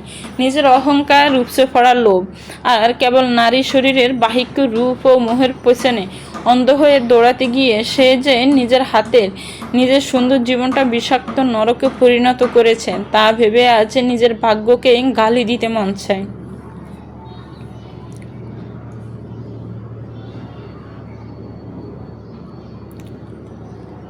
অতঃপর 2 বিষাক্ত নারী চেঁচামেচি আর কুৎসিত লড়াই সইতে না পেরে আরমান দরপড় করে খাট থেকে উঠে দাঁড়ালো।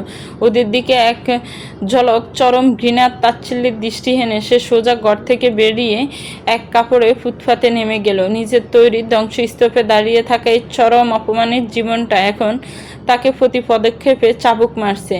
যা দেখলে হয়তো মেহুল নয়, নিয়তি নিজেও বুঝি একপাশে দাঁড়িয়ে উপহাসের অট্টহাসি হাসছে।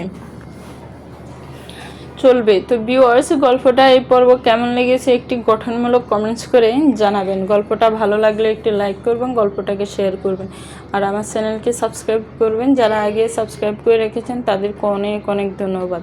ভালো থাকবেন, সুস্থ থাকবেন, আমার চ্যানেলের সাথেই থাকবেন। আল্লাহ হাফেজ। আসসালামু আলাইকুম ওয়া রাহমাতুল্লাহি ওয়া বারাকাতুহু।